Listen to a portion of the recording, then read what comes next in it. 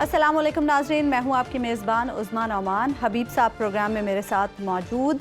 नाजरीन, बिलाखिर कराची के बल्दियाती इंतखाबात हो गए 6 साल बाद, और 3 बार इल्तवा का शिकार होने वाले इंतखाबात में अब तक कराची की 246 यूसीज में से 170 के हतमी नताइज आ गए हैं। पीपल्स पार्टी 80 नशिस्तों के साथ पहले नंबर पर है, जमात इस्लामी 49, तहरीक इंसाफ 29 और मुस्लिम लीग नून सिर्फ 6 नशिस्तें जीतने में कामयाब हुई है। हैदराबाद डिवीजन के 9 अजला में हुक्मरान पीपल्स पार्टी अवाम का एतमाद हासिल करने में कामयाब रही है। कराची में अपना मेयर लाने के लिए पीपल्स पार्टी एक के सिवा सब जमातों से राब्ता कहाँ है। कराची में कोई वेव नहीं है पीटीआई की, ये गलत फहमी थी लोगों के जहनों में, और कराची के लोगों ने पॉलिटिकल मैच्योरिटी का मुजाहरा किया है। इमरान खान को पहले भी मुस्तरद किया था और कल भी मुस्तरद किया, बुरी तरह से मुस्तरद किया। पीटीआई से बात करने का हमारा कोई इरादा नहीं है। बाकी जितनी जमातें हैं बशमूल जमात इस्लामी जिन्होंने कम कम सीटें ली हैं उन सब से बात करेंगे, और हम कोशिश करेंगे कि एक बेहतर तरीके से जमहूरी अंदाज में कराची में जो केएमसी का मेयर मुंतखब हो।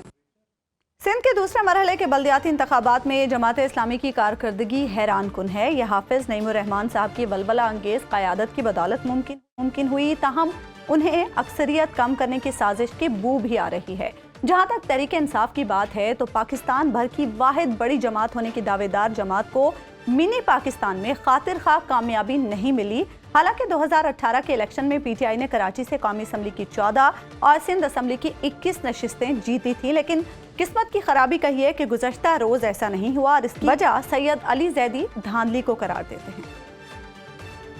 पूरा दिन कल जो मीडिया में होता रहा, सारे चैनल्स ने दिखाया, अंदर रिजल्ट मैनिपुलेट हुआ, कहीं 15 को 75 कर दिया। हमारे एमपी है धांधली रोक रहे थे, उनको पुलिस ने उठा लिया। पाकिस्तान के हर बड़े एंकर ने वो वीडियो ट्वीट की जिसमें अमजद आफरीदी रिगिंग दिखा रहा है। मांग क्या रहे हैं हम? फ्री एंड फेयर इलेक्शन मांग रहे हैं भाई। और मैं कराची के हर शहरी से पूछना चाहता हूँ, 15 साल में जो कराची के साथ किया है कोई वोट देगा? लेकिन उसके बाद भी बेईमानी कामयाबी से कर रहे हैं। खुदा के वास्ते इस मुल्क का नुकसान करना बंद करें। पाकिस्तान तहरीक इंसाफ रिजेक्ट करती है रिजल्ट्स को।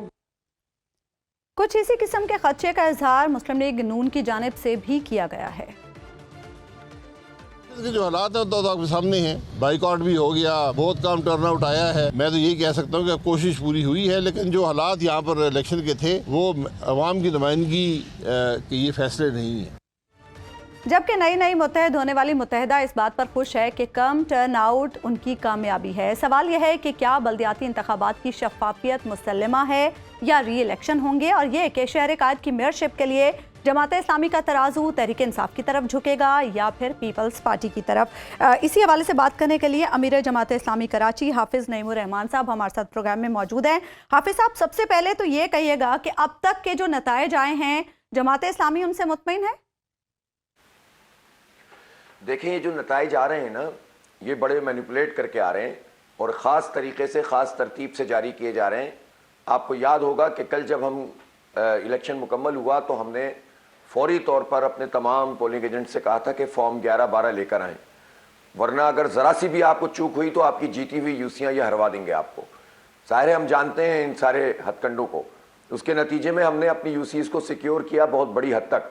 तकरीबन 94-95 रिज़ल्ट हमारे हाथ में मौजूद हैं जिसमें हम कामयाब हो चुके हैं, और 8-10 रिज़ल्ट ऐसे हैं जिसमें ये मैनिपुलेशन कर रहे हैं और मैंडेट हमारा छीनने की कोशिश कर रहे हैं।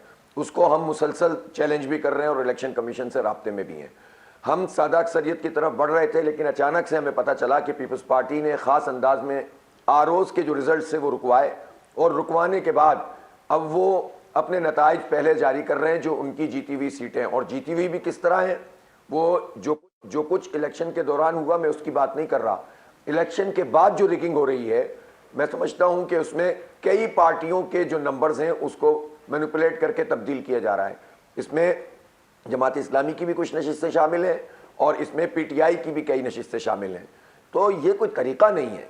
आप नहीं जीत सके, आप सेकंड नंबर पर हैं, हम आपको कबूल करते हैं आप सेकंड नंबर पर हैं। हालांकि हमारे खदशात, हमारे तहफ़्फ़ुज़ात, हमारे इलेक्शन के पूरे प्रोसेस के ऊपर, वोटर लिस्टों पर, हल्का बंदियों पर, सब अपनी जगह, लेकिन हम तो इलेक्शन चाहते थे। इलेक्शन आप नहीं कराना चाहते थे, लेकिन बिलाखिर मारे बांधे जब आपको इलेक्शन कराना पड़ा तो अब आप ये काम कर रहे हैं कि अपनी अक़लियत को अक्सरियत में बदलने की कोशिश कर रहे हैं। मुझे आप बताएं ना, आप इतने पॉपुलर हैं तो ये पूरा डिस्ट्रिक्ट सेंट्रल पूरा डिस्ट्रिक्ट ईस्ट, पूरा डिस्ट्रिक्ट कोरंगी और फिर उसके बाद डिस्ट्रिक्ट वेस्ट में पूरा औरंगी टाउन, यहां से आपने कितने वोट हासिल किए?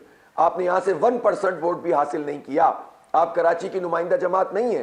पहले आपने हल्का बंदियों के जरिए और अब दूसरी पार्टियों के वोट भी अपने यहां शामिल करके आरओस के जरिए से ये काम कर रहे हैं, जो बहुत ही खतरनाक बात है। आप सब ये बताइएगा कि आप बिलखुसूस कौन सा आप समझ रहे हैं कि किस किस इलाके में ये हो रहा है, और जरा ये एलेबोरेट करके बताइएगा कि आपके पास, आप कह रहे हैं कि हमारे पास 94-95 रिजल्ट्स हैं, हमें कोई मिसाल से वाज़े करें कि आपकी अक्सरियत को कम किया गया या आपको किसी जगह हराया गया।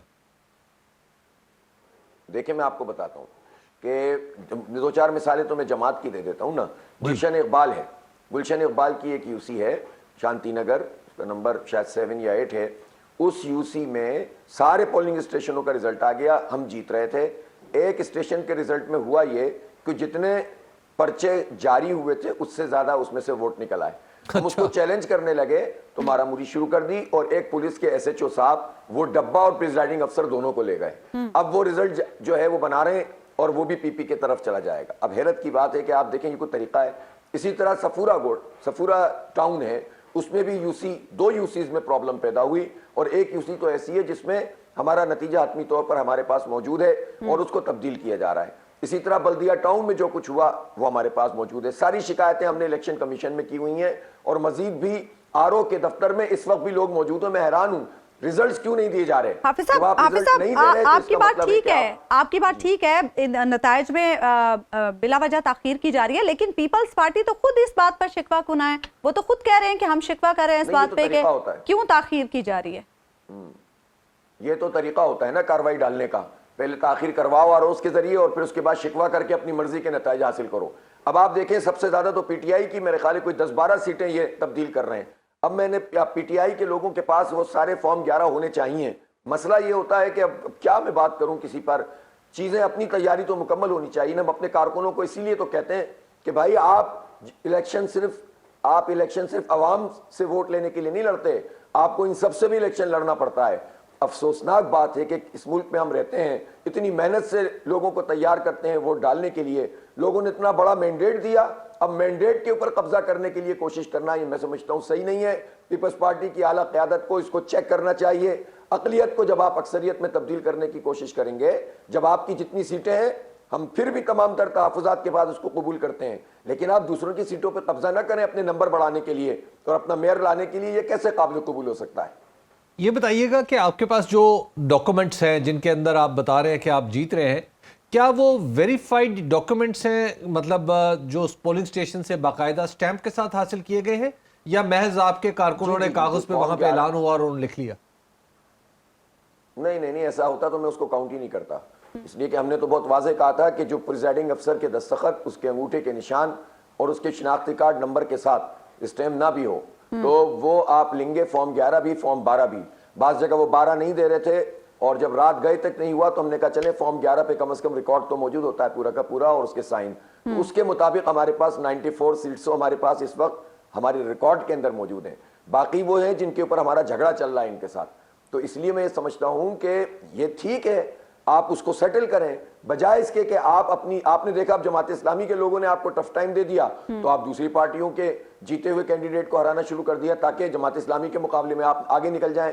जमात इस्लामी सबसे बड़ी पार्टी बनकर सामने आई है यहां पूरे कराची में अल्हम्दुलिल्लाह, और हमने वोट्स, नंबर ऑफ वोट्स भी हमारे बहुत ज्यादा हैं और नंबर ऑफ सीट भी सबसे ज्यादा हैं। लेकिन इस तरह कार्रवाई डालकर और इलेक्शन कमीशन बात करो तो कहते हैं बिल्कुल। हाफिज साहब, इस पर ये तौजीह भी पेश की जा रही है कि जनरल इलेक्शन के नताइज आने में भी 4 दिन लग गए थे, तो अगर बल्दियाती इंतखाबात के नताइज में ताखीर हो रही है तो कोई बड़ी बात नहीं, ताखीर करें लेकिन उसके अंदर वो तो ना करें ना, रिगिंग तो ना करें। चले ताखीर आपकी इनकॉम्पिटेंस है, देर लग रही है, आपके लोग इसको नंबर जमा करने में 30 फॉर्म की आपको मुश्किल हो रही है, कोई बात नहीं, लेकिन आप उसमें ये तो ना करो ना कि जो नंबर्स मौजूद हैं उसको तब्दील कर दो।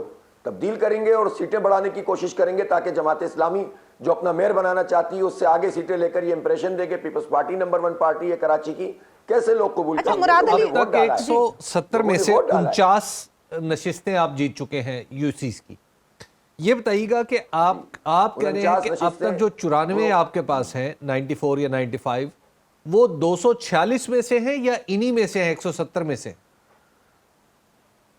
نہیں، یہ 235 میں سے ہیں، چونکہ تقریباً 11 نشستوں پہ انتخاب نہیں ہوا تھا انتقال کی وجہ سے مختلف کینڈیڈیٹ سے، تو 235 میں سے 94 وہ ہیں جو ہمارے ہاتھ میں فارم 11 ہیں، 10-12 وہ ہیں جس کے لیے ہم لڑ رہے ہیں، تو اس طرح ہم 100 سے اوپر ہیں، تو بس ہم 100 سے اوپر ہیں۔ آپ کے نتائج کے مطابق پیپلز پارٹی کہاں پہ ہے؟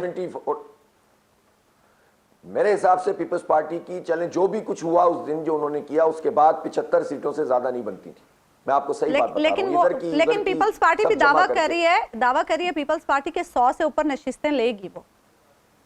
سر دیکھیں دعوے سے کیا ہوتا ہے، بات یہ ہے کہ میں آپ کو کیا بتاؤں یہاں پر کس سے آپ فریاد کریں۔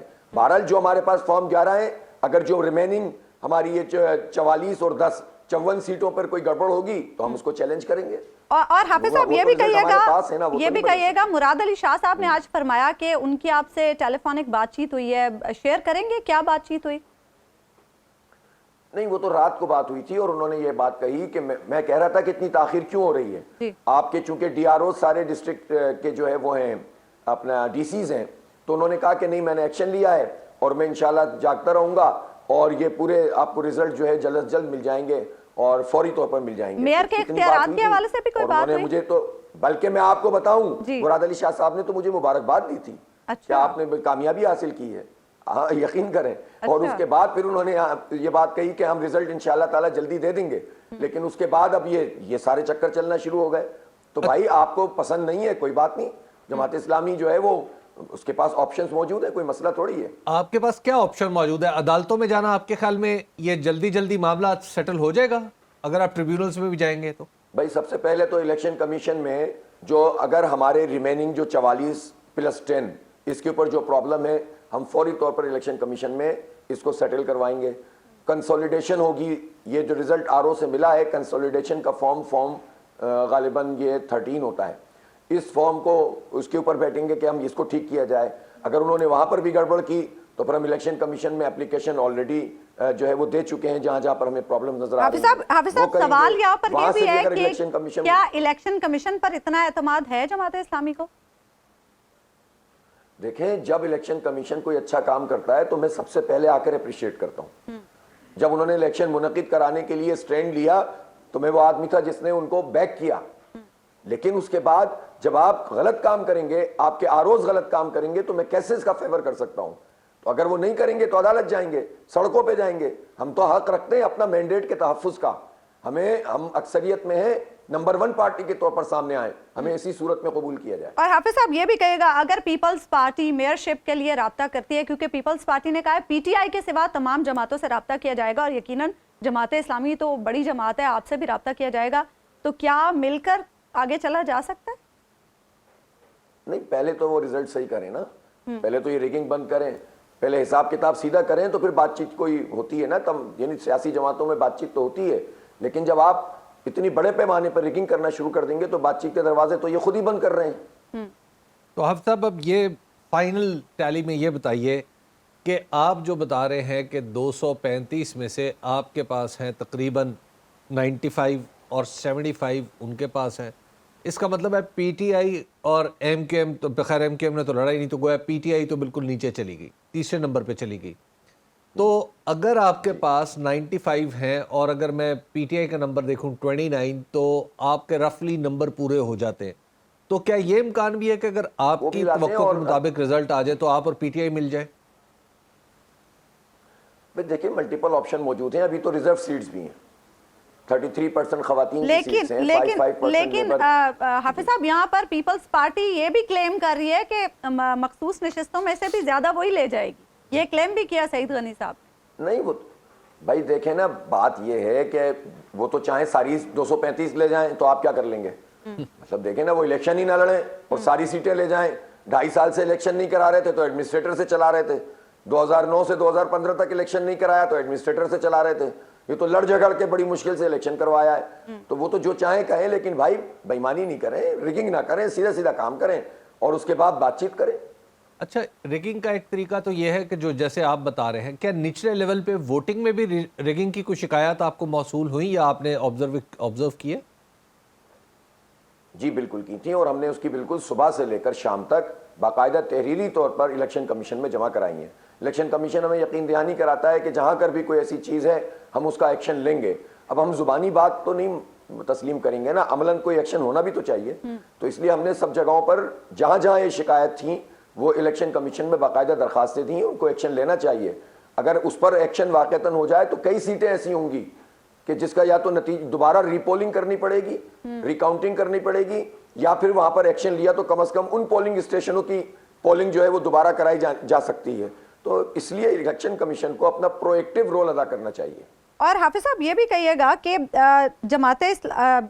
پی ٹی آئی یہ کہہ رہی ہے کہ وہ غیر مشروط حمایت کرے گی جماعت اسلامی کی. اگر پی ٹی آئی آپ کی حمایت کرتی ہے تو کیا آپ پی ٹی آئی کے ساتھ چلیں گے؟ نہیں دیکھیں کیوں، سیدھی بات ہے، ہم اپنا کینڈیڈیٹ کھڑا کریں گے اور وہ غیر مشروط حمایت کریں گے تو میں کیوں پی ٹی آئی سے کہوں گا کہ بھائی ہماری حمایت مت کریں. سیدھی بات ہے. اور میں دیکھیں اس سب کے اوپر بھی بات ہی نہیں کر رہا، میں ایک سیدھی انصاف عدل کی بات کر رہا ہوں کہ رزلٹ میں آپ ریگنگ نہ کریں، سیدھے طریقے سے جس کی اکثریت ہے اس کو تسلیم کر لیں، آئیں پھر بیٹھ کر پارٹیاں بات کر لیں گے، کوئی مسئلہ. اور حافظ صاحب متحدہ نے کل شکوہ کیا کہ جو ان کے تحفظات تھے حلقہ بندیوں کو لے کر تمام جماعتوں کو، جماعت اسلامی کو، پی ٹی آئی کو، سب کو ان کی حمایت کرنی چاہیے تھے ان کے موقف کی. دیکھیں متحدہ کی حمایت کا مسئلہ نہیں ہے، اس مسئلے پر تو متحدہ کو اس وقت کام کرنا چاہیے تھا جب ریجیم چینج میں وہ اپنا ووٹ کاسٹ کر رہے تھے. اس وقت انہوں نے کراچی کے اختیار کے لیے کوئی کام نہیں کروایا، اس وقت انہوں نے کوئی جو ہے وہ حلقہ بندیوں کے حوالے سے کوئی ڈی نوٹیفائی نہیں کروایا. لیکن الیکشن سے بچنے کے لیے وہ یہ کام کریں. کاش کہ متحدہ حصہ لیتی اور وہ دیکھ لیتی کہ جو متحدہ کے تمام علاقے ہیں اس میں جو پی ٹی آئی نے ان کو جو ہے وہ سپرسیڈ کر لیا تھا بہت بھاری طریقے سے، یعنی وہ تمام علاقوں میں جماعت اسلامی جیت گئی ہے جہاں پر ایم کیو ایم جیتا کرتی تھی، اور ایم کیو ایم کے بعد پی ٹی آئی نے اس کو سپرسیڈ کر لیا تھا. لیکن اس کا بائیک آؤٹ کا فائدہ ہوا نا آپ کو حافظ صاحب؟ 2001 میں بھی آپ کو فائدہ ہوا تھا متحدہ کے بائک آؤٹ کا، اور آج بھی فائدہ ہوا. حبیب صاحب آپ یہ سویپنگ ریمارکس نہ دیں، آپ کراچی کو جانتے ہیں. آپ کو معلوم ہے کہ کینٹونمنٹ بورڈ میں ہم نے ایم کیو ایم کو شکست دے دی تھی. آپ کو معلوم ہے کہ 8% ووٹ لے کر لانڈی میں وہ کامیاب ہوئے ہیں. آپ کو معلوم ہے کہ مسلسل ضمنی انتخاب میں وہ نیچے کی طرف جا رہے تھے. کل جو متحدہ کہہ رہی تھی نا کہ ٹرن آؤٹ کم ہے، تو بھائی ضمنی انتخاب میں ہم نے اسکپ کیا تھا، تو میں کہہ دوں یہ تو ہماری فتح ہوئی ہے، 8% ووٹ لے کے متحدہ جیتی ہے لانڈی میں. تو یہ تو نہیں کریں نا. آپ جانتے ہیں میری خواہش تھی کہ متحدہ الیکشن لڑے اور وہ نتائج کو دیکھ لے کہ کراچی انہیں کس طرح سے مسترد کرتا ہے. اب جماعت اسلامی کراچی کی سب سے بڑی پارٹی ہے، یہ بات سب کو تسلیم کر لینی چاہیے. حافظ صاحب کم ٹرن آؤٹ کی بات کی جا رہی ہے، رفلی آپ کا کیا آئیڈیا ہے ٹرن آؤٹ کتنا ہو سکتا ہے؟ میرے خیال ہے 24 to 25% ہوگا. اور میں اس کو اس لیے غنیمت سمجھتا ہوں کہ آخری گھنٹے تک جب آپ ابہام رکھیں گے، 4 دفعہ ملتوی کر دیں گے اور سازشیں ہوتی رہیں گی. اگر 10% بھی ہوتا تو میں کراچی کے لوگوں کو سلام پیش کرتا، لیکن انہوں نے پھر بھی تقریباً 25% ٹرن آؤٹ کیے ہوا ہے.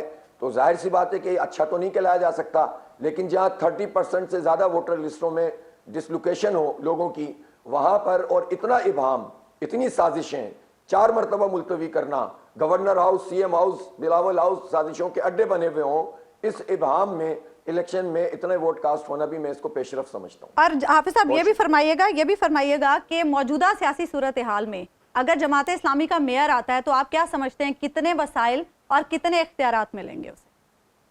کیونکہ وسیم اختر صاحب اس سے پہلے وسائل کی کمی کا رونا روتے رہے ہیں. جی ملے نہ ملے کام کریں گے، اور کام کریں گے بھی، کام کروائیں گے بھی.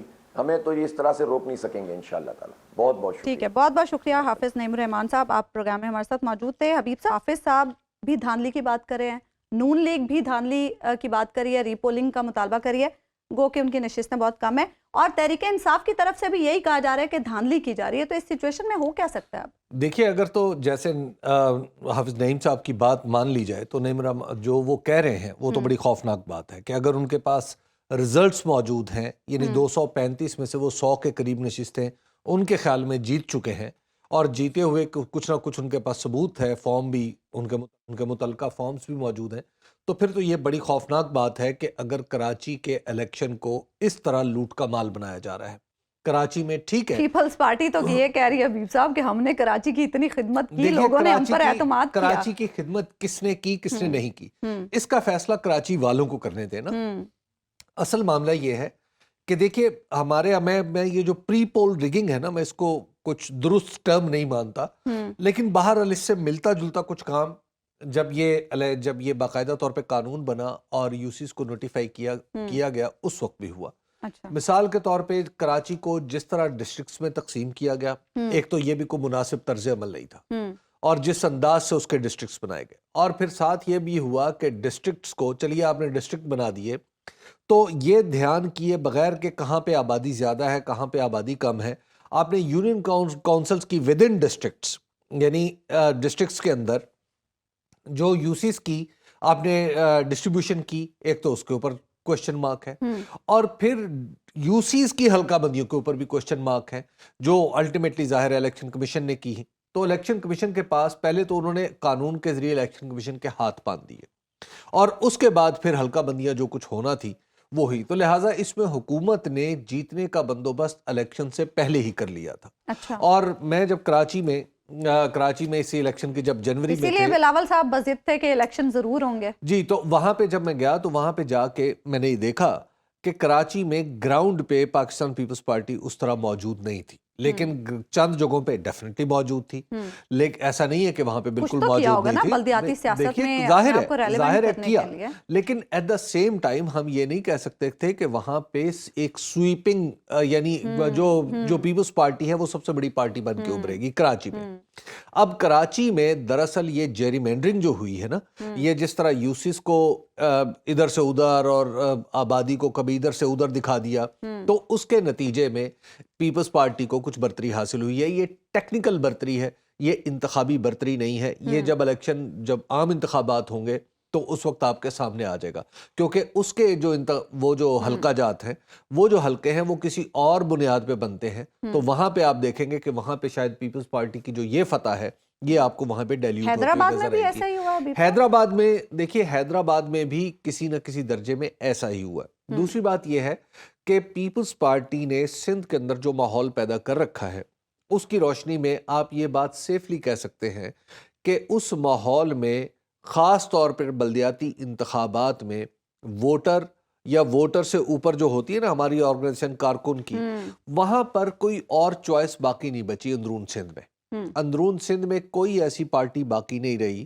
بلکہ بعض اوقات تو آپ کو سندھ کے شہروں میں یہ دیکھنے میں نظر آتا ہے کہ اے اور بی ایک دوسرے کے جانی دشمن ہیں، اور اے اور بی کی زمینیں الگ الگ ہیں.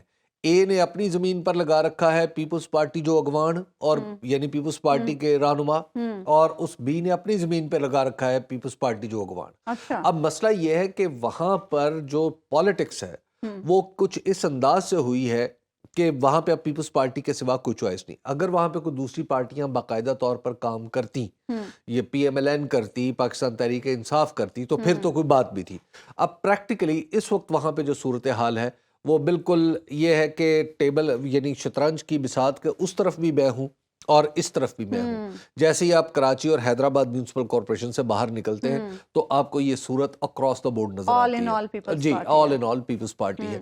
تو وہاں پہ میرا خیال ہے کہ اگر تو یہی کچھ ہونا تو پھر تو الیکشن کا تکلف ختم کر دیا جائے، تو پھر پیپلز پارٹی کو واک اوور دے دیا جائے کہ پیپلز پارٹی صاحب آپ جو چاہیں آپ کر لیں، آپ بتا دیں کتنی سیٹیں کس کو دینی ہے، تو پھر یہ کرنا ہے تو کر لیں. مطلب یہ جو الیکشن ہے، پہلے آپ نے حلقہ بندیاں، پہلے ضلعوں کی تشکیل، پھر اس کے بعد ان کے اندر یونین کونسل کی ایلوکیشن، اور اس کے بعد یونین کونسل کی ڈسٹریبیوشن، اور پھر ماشاءاللہ حکومت بھی سب کی ہے. تو لہٰذا وہاں پہ میں ان الیکشنز کے اوپر، میں چونکہ طالب علم ہوں الیکشن کی سیاست کا، تو مجھے تو اس کے اوپر بہت سارے سوالیہ نشان لگے ہوئے نظر آ رہے ہیں. حبیب صاحب، پی ٹی آئی کے ساتھ کیا ہوا؟ خوش فہمی لے ڈوبی کے خان ہی کافی، ہم ہر الیکشن جیت جائیں گے خان صاحب کے دم پہ. دیکھیے، جو پاکستان تحریک انصاف کا مسئلہ یہ ہے کہ اس کی تنظیم کو بہت زیادہ مضبوط نہیں ہے. اب اپوزیشن میں آ کے تنظیم کچھ مضبوط ہوئی ہے، لیکن کراچی میں تنظیم اس طرح، بالکل آئی ایگری کہ وہاں پہ بالکل تنظیم کا جو ڈھانچہ ہے وہ کچھ زیادہ ٹھیک نہیں ہے. خرم شیر زمان صاحب ہار گئے اور بہت سارے لوگ ہار گئے. حتیٰ کہ دیکھیے، کہنے کو اشک شوئی کے لیے آپ کہہ لیجئے کہ سعید غنی صاحب کے بھائی بھی فرحان، وہ بڑے انٹیلیجنٹ نوجوان ہیں اور بڑے ایگریسو ہیں اپنے بھائی کی پالیٹکس کے اندر، اور بڑے سمجھدار آدمی ہیں، لیکن وہ بھی ہار گئے. تو اور ان کا ہارنا اس یونین کونسل سے ایک غیر معمولی واقعہ ہے. لیکن خیر، جو مجموعی طور پر وہاں پہ جو تنظیمی اعتبار سے اگر کوئی جماعتیں مضبوط ہیں تو وہاں پہ سب سے مضبوط ہے جماعت اسلامی، اور اس سے پہلے ہوا کرتی تھی ایم کیو ایم۔ تو M Q M, Jamaat Islami, اور پھر تنظیم کے اعتبار سے نیچے آئے تو پیپلز پارٹی، اور آخر میں جو درجہ آئے گا وہ تحریک انصاف کا آئے گا۔ تو لہٰذا اس کی جو تنظیمی کمزوریاں ہیں، جو اس کے اندر ہارمنی نہیں ہے، اس کا نتیجہ یہ ہے کہ وہاں پہ اس وقت کراچی میں کوئی بھی متفقہ ایسا شخص نہیں ہے جس کو کراچی کے عوام پاکستان تحریک انصاف کا نمائندہ سمجھے۔ تو اب علی زیدی صاحب جو ہیں وہ اگرچہ آواز بنے ہوئے ہیں پاکستان تحریک انصاف کی وہاں پہ، لیکن ہر چند کہیں کہ ہے نہیں ہے والی صورتحال، لیکن بہت کام کرنے کی ابھی بھی ضرورت ہے۔ ناظرین ایک بریک لیتے ہیں، چھوٹی سی بریک کے بعد واپس آئیں گے تو گفتگو کے سلسلے کو آگے بڑھائیں گے۔ ویلکم بیک ناظرین۔ چیئرمین تحریک انصاف عمران خان نے آج سینئر صحافیوں سے ملاقات میں کہا ہے کہ وہ شہباز شریف کی نیندیں حرام کرنے والے ہیں۔ نون لیگ کے ایم این ایز رابطے میں ہیں، قومی اسمبلی میں نگران حکومت کے لیے واپس جا سکتے ہیں۔ اسی پر بات کرنے کے لیے پاکستان تحریک انصاف کے سینئر رہنما شاہ محمود قریشی صاحب ہمارے ساتھ موجود ہیں۔ قریشی صاحب، واپس جانے کے لیے کیا فیصلہ کیا گیا ہے اور کتنے ایم این ایز رابطے میں ہیں؟ دیکھیے، دو بڑی ڈیولپمنٹس ہیں جو اس وقت زیر غور ہیں۔ ایک تو تحریک انصاف کا لوگوں کا جو پنجاب میں ایم پی ایس تھے یا پرویز الہی صاحب ہیں اور دیگر ساتھی ہیں ان کا تحریک انصاف میں شامل ہونا یا ہماری صفوں میں ضم ہونا، یہ ایک امپورٹنٹ ڈیولپمنٹ ہے جس کے پنجاب کی سیاست پر گہرے اثرات نمودار ہو سکتے ہیں۔ اور دوسری ڈیولپمنٹ یہ ہے کہ ہماری جو خواہش ہے انتخابی عمل کی طرف ہم قوم کو لے جائیں، اور جس کی وجہ سے ہم نے پنجاب کی اسمبلی کو تحلیل کیا اور خیبر پختونخوا کی اسمبلی کو بھی تحلیل کرنے جا رہے ہیں، اسی پروسیس کو آگے بڑھانے کے لیے شہباز شریف سے یہ کہا جائے کہ وہ اعتماد کا ووٹ لیں، جو ہم سمجھتے ہیں شاید وہ اب لینے کی پوزیشن میں نہ ہوں۔ اور جو حزب اختلاف کی جو اس وقت کی قیادت ہے اسمبلی میں، وہ تو بڑا انعام ہے، وہ تو جسے کہتے ہیں نا پاکٹ یونین کا کردار ادا کر رہے ہیں، وہ حزب اختلاف کا تو رول ادا ہی نہیں کر رہے۔ تو وہاں ایک صحیح معنوں میں قائد حزب اختلاف ہو اور جو ایک interim caretaker setup میں بھی اپنی رائے اور اپنا وزن ڈال سکے۔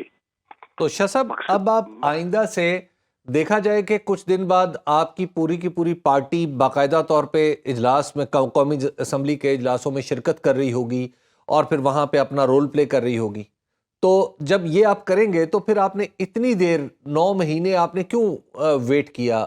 آپ تو حالانکہ آپ کا اصرار تھا کہ استعفے قبول کیے جائیں۔ بات یہ ہے، ہم قومی اسمبلی کے اجلاسوں کی شرکت کے لیے اس طرح نہیں سوچ رہے۔ ہمارا ہماری جو سوچ ہے، ہماری جو حکمت عملی ہے، وہ ایک نکاتی ہے، اور وہ یہ ہے کہ ملک میں جلد از جلد انتخابات کے لیے ہم ماحول پیدا کریں۔ ہمارے پاس جو پولیٹیکل آپشنز ہیں، جو آئینی آپشنز ہیں، جو لیگل آپشنز ہیں، ہم ان کو ایکسرسائز کر رہے ہیں یا کرنا چاہ رہے ہیں، تاکہ ہمارا وہ جو یک نکاتی ایجنڈا ہے نئے انتخابات کا، وہ ہم حاصل کر پائیں۔ اسمبلی میں بیٹھنے سے ہمیں کوئی سروکار نہیں، نہ ہم سمجھتے ہیں کہ اس موجودہ اسمبلی کی کوئی حیثیت یا کوئی وقت رہ گئی ہے۔ ہم سمجھتے ہیں ملک اس بات کا تقاضا کر رہا ہے کہ ایک نیا فریش مینڈیٹ ہو شفاف الیکشنز کے ذریعے۔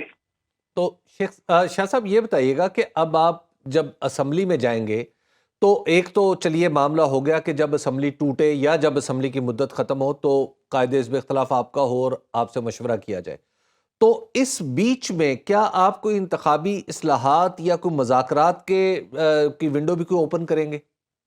دیکھیے، اگر وہ انتخابات کی طرف آگے بڑھنا چاہتے ہیں اور وہ ہمیں انتخابات کی کوئی ڈیٹ دے دیتے ہیں، وہ اشارہ دے دیتے ہیں کہ انتخابات کے لیے تیار ہیں، اور شفافیت کے لیے اگر کوئی اقدامات درکار ہے تو ہم اس उसके लिए ओपन माइंड से हम उसको अप्रोच करेंगे, उस प्रपोजल को हम देखेंगे।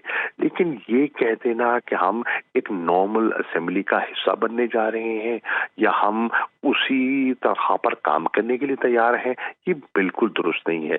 असेंबली में बैठने का, इस असेंबली को जिसको हम समझते हैं अपनी वक़्त खो चुकी, वो हुकूमत जो हम समझते हैं लेजिटिमेट नहीं है, उसको लेजिटिमेसी देने का हमारा कोई इरादा नहीं है। अच्छा शाह साहब, कल खैबर पख्तूनख्वा असेंबली के डिसॉल्व होने का प्रोसेस स्टार्ट हो जाएगा, तो उसके बाद कितनी जल्दी ये कोशिश की जाएगी तहरीक इंसाफ की जानिब से कि वजीर आजम को एतमाद का वोट लेने का कहा जाए? देखिए, कल इजलास है और चेयरमैन साहब ने, इमरान खान साहब ने सीनियर लीडरशिप को मद्दू किया है। ऑब्वियसली ये सारे इश्यूज जो हैं वो उसमें डिस्कस होंगे, तो कल की डिस्कशन के बाद ही मैं इस पोजीशन में होऊंगा कि आपको कोई बेहतर जवाब दे सकूं।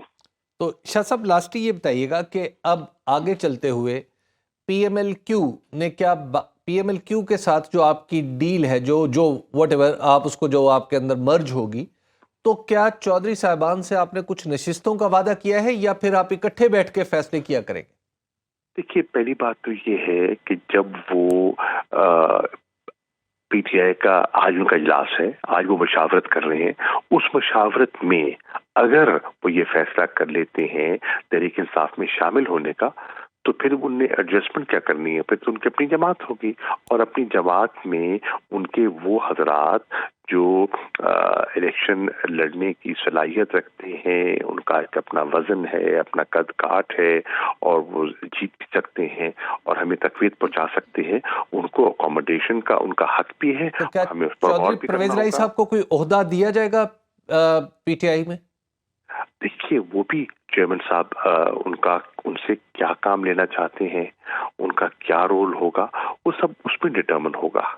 अच्छा शाह साहब, एक सवाल और, आम इंतखाबात अगर इन केस नहीं भी होते तो 2 असम्बलियों के इंतखाबात तो होने हैं, मौजूदा जो इलेक्शन कमीशन है उस पर खान साहब एतमाद का इजहार नहीं करते, तो इस इलेक्शन कमीशन के होते जो इंतखाबात होंगे उनकी क्या वैल्यू होगी, उनकी क्या अहमियत होगी या उनकी क्या हैसियत होगी? देखिए, हम बारहा कहते रहे हैं कि इलेक्शन कमीशन की बुनियादी जिम्मेदारी जो है वो शफाफ इलेक्शंस है और इस वक्त तक जो हमारे सामने हम अमल देखते आए हैं, हमें उनकी जो गैर जानिबदारी पर एक सवालिया निशान हमने लगाया है। बहुत से एक्शन ऐसे लिए हैं जो हम समझते हैं कि वो उनमें कोई तवाज़ुन नहीं था, एक तरफा थे या जिसमें हमें नीचा दिखाने की कोशिश की गई, हमें मुश्किलात से दो चार करने की कोशिश की गई।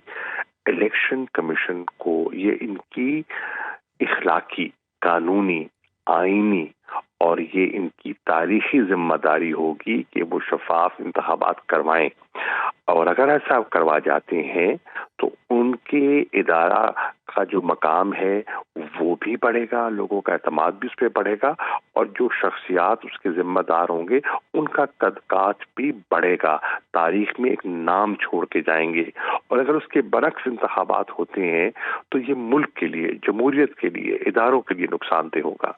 और शाह साहब लास्टली सिर्फ ये बता दीजिएगा कि कराची के जो बल्दियाती इंतखाबात हुए वहाँ तहरीक इंसाफ की तंजीम साजी की तरफ तवज्जो क्यों नहीं दी गई?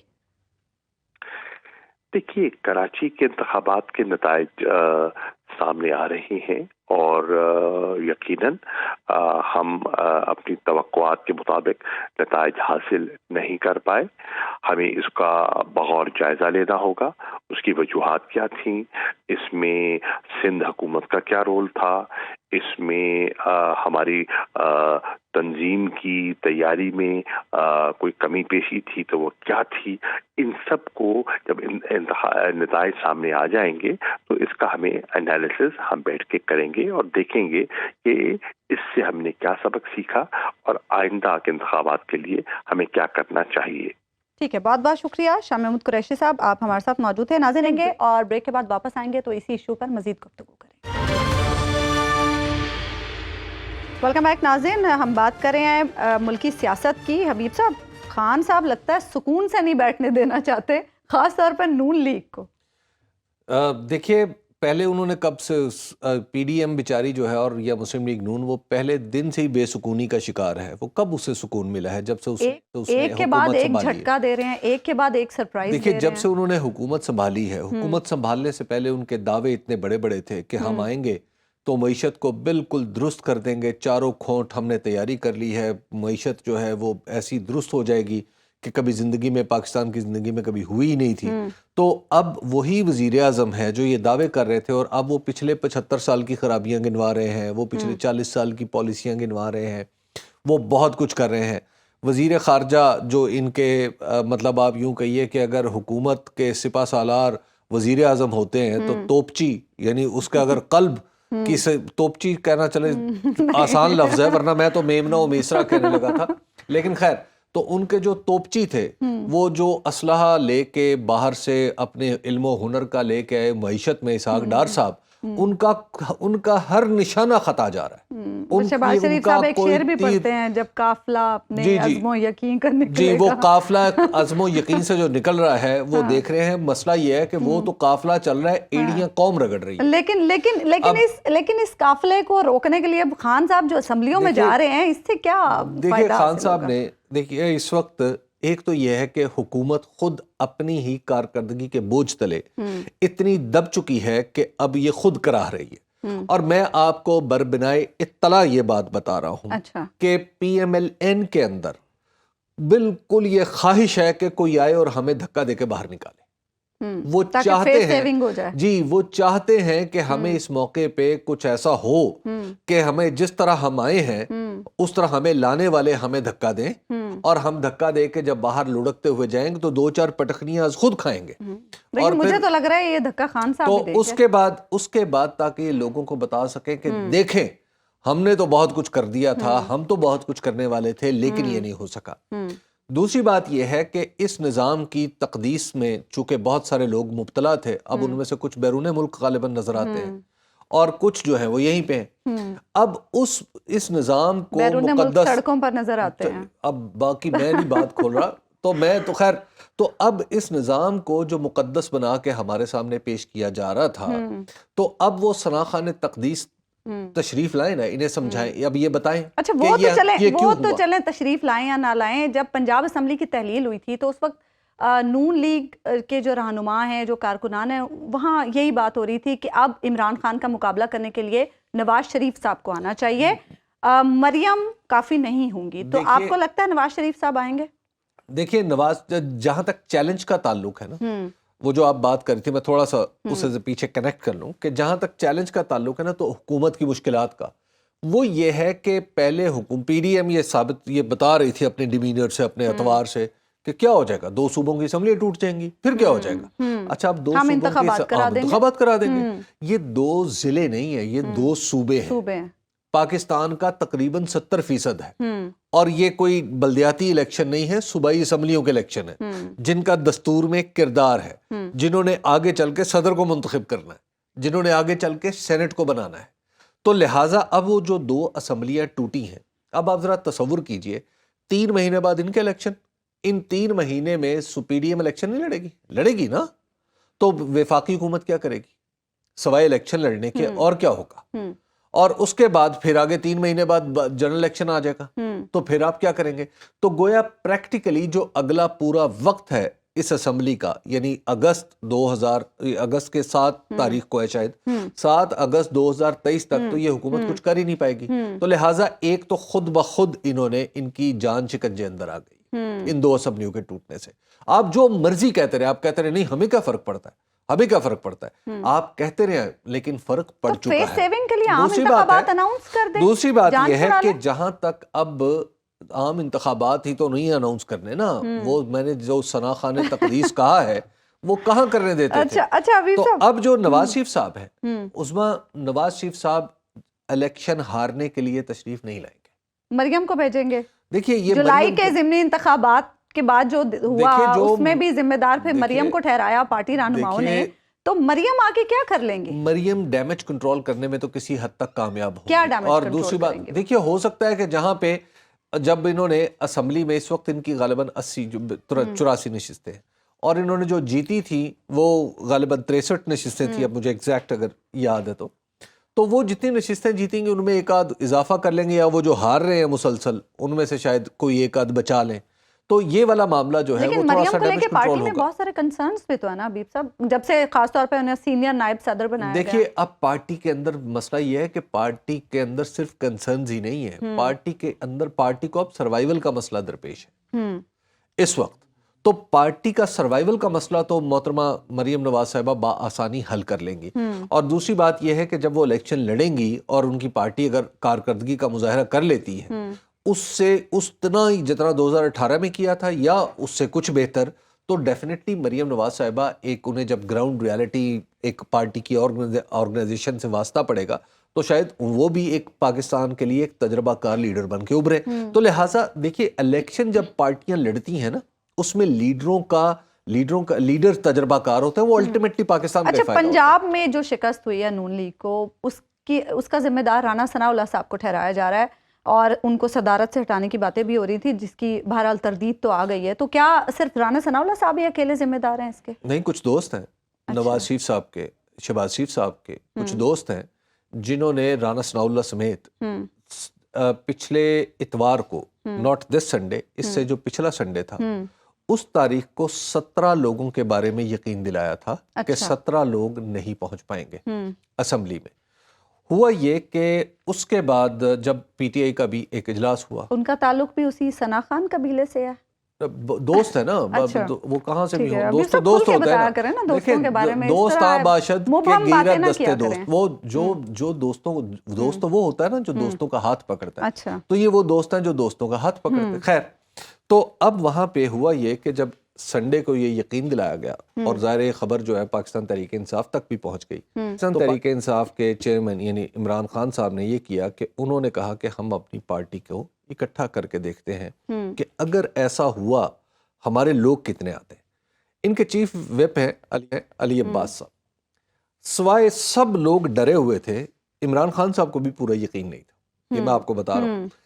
عمران خان صاحب کو بھی پورا یقین نہیں تھا اور باقی کسی کو تو کیا ہونا سوائے اس چیف علی عباس صاحب. اب ہوا یہ کہ انہوں نے کہا کہ آپ ایسا کریں کہ آج شام کو یہاں پہ ہم لوگ لاہور میں اکٹھے ہوتے ہیں، اپنے سارے ایم پی ایس کو اکٹھا کرتے ہیں.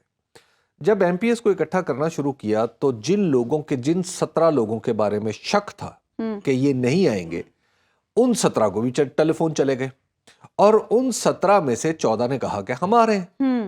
اب علی عباس صاحب نے جناب آ کے اپنی قیادت کو بتایا، انہوں نے کہا وہ بھی آ رہے ہیں. عمران خان صاحب کہہ رہے کہ یہ کیسے ہو سکتا ہے؟ کہا جی وہ آ رہے ہیں. انہوں نے کہا مجھے اس وقت تک یقین نہیں آئے گا جب وہ آئیں گے.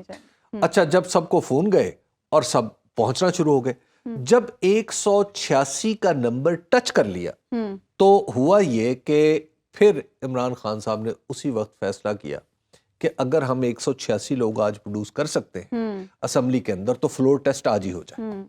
تو پھر رول 22 کا لیا گیا سہارا، اور حتیٰ کہ چودھری پرویز الہی صاحب جو تھے وہ بھی اس بات کے لیے مینٹلی تیار نہیں تھے کہ آج جو ہے وہ فلور ٹیسٹ ہوگا. ان کا خیال یہ تھا کہ زیادہ سے زیادہ 180-82 لوگ ہوں گے اور اپوزیشن کے نمبر کم ہوں گے، تو آج ہم یہ کریں گے کہ ہم چودھری پرویز الہی کے حق میں قرارداد پیش کریں گے یا گورنر کے خلاف ایک مذمتی قرارداد پیش کر دیں گے اور اس کو منظور کرا لیں گے، تو اس سے ایک مورال بوسٹنگ جو ہے تھوڑی سی ہو جائے گی. لیکن جب 186 نمبر ہو گئے اور لوگوں نے پہلے وہ تھا نا کہ پہلے کچھ فون ایسے ہوا کرتے تھے کہ جن سے بڑوں کے دل دہل جاتے تھے، تو وہ دل دہلانے والے ٹیلی فون آئے، لیکن لوگوں کے دل پتہ نہیں کیوں وہ دوستوں کی یقین دہانیاں، تو پھر اس کا مطلب ہے ہوا ہو گئی.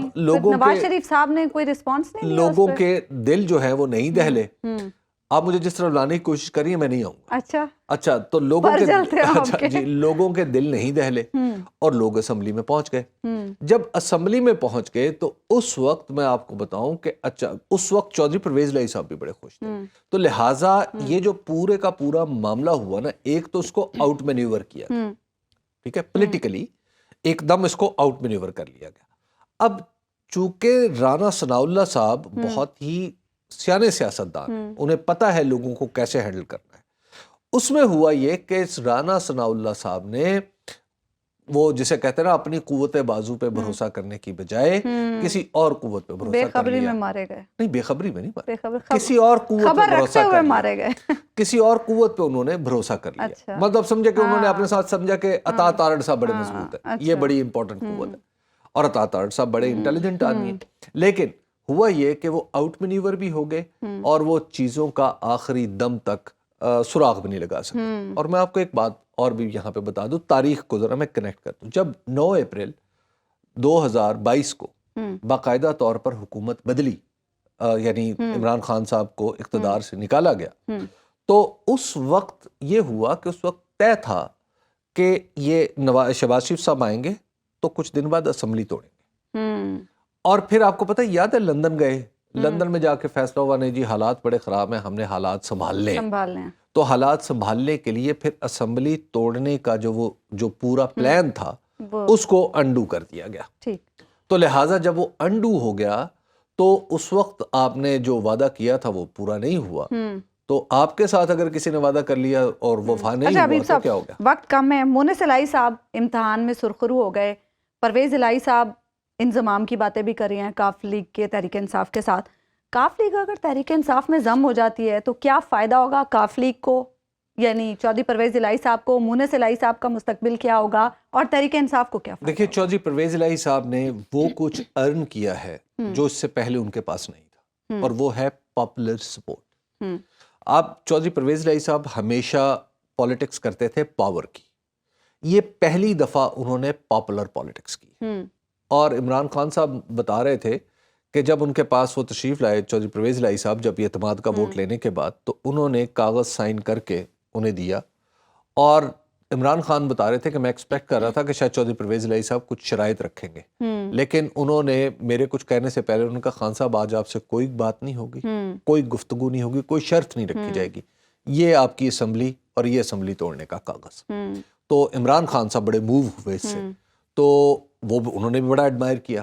تو چودھری صاحب نے, ایک تو یہ ہے کہ چودھری صاحب کے بارے میں ہمیشہ سے یہ تصور تھا کہ چودھری صاحب اپنی جگہ پہ کھڑے ہونے میں کافی مشکل پیش آتی ہے انہیں, لیکن چودھری صاحب جس طرح ڈٹے رہے, انہوں نے اپنی زندگی کے اس بھائی کی مخالفت بھی مول لی. تو یہ تو بہت بڑا کمال انہوں نے کیا. اور مونس نے بھی, obviously مونس الہی صاحب نے بھی, دونوں نے ایک ریپیوٹ ارن کی اور ایک پبلک سپورٹ بھی ارن کی جو پاکستان تحریک کو حاصل ہے. انضمام ہوتا ہے تو تحریک انصاف کو کیا فائدہ ہوگا اس سے؟ میں آپ کو اس کا ایک چھوٹا سا واقعہ بتاتا ہوں. کچھ عرصہ پہلے, واقعے کا وقت نہیں ہے, کچھ عرصہ پہلے مجھے ایک دفعہ نواز شریف صاحب کی سیاست پہ گفتگو کرتے ہوئے کسی نے کہا کہ نواز شریف کا سب سے بڑا لاس 1999 میں یہ ہوا کہ چودھری شجاعت حسین اور چودھری پرویز الہی ان کا ساتھ چھوڑ گئے. اچھا. تو اب آپ ذرا اندازہ کر لیجئے کہ 2023 ہے, 24 برس بعد چودھری شجاعت صاحب نواز شریف صاحب کے ساتھ ہیں, اور چودھری پرویز الہی صاحب جیسا پولیٹیکل مائنڈ جو ہے وہ اس وقت عمران خان صاحب کے ساتھ ہے. تو اگر وہ ان کی پارٹی میں چلے جاتے ہیں تو ڈیفینیٹلی آپ پاکستان تحریک انصاف کی سیاست میں کچھ چینجز بھی دیکھیں گی, کچھ میچورٹی بھی دیکھیں گی, ڈیپتھ بھی دیکھیں گی. اور شاید کوئکلی بتا دیں مجھے, کلوزنگ کی طرف جانا ہے, متحدہ ساتھ رہے گی یا اتحاد چھوڑ دے گی؟ میں نے آپ کو بتایا تھا پہلے بھی اس پروگرام میں, آپ پھر بار بار بات پوچھتے. فرض کیجئے متحدہ ایک شخص ہوتی اور شخص میری شکل میں یہاں بیٹھا ہوتا, تو وہ اپنی مرضی سے کپ بھی اٹھا کے یہاں سے یہاں نہ رکھتا. بس آپ کا جواب آ گیا. پروگرام کا وقت ناظرین ختم ہوا, آپ سے ملاقات ہوگی انشاءاللہ کل اللہ نے کے بعد.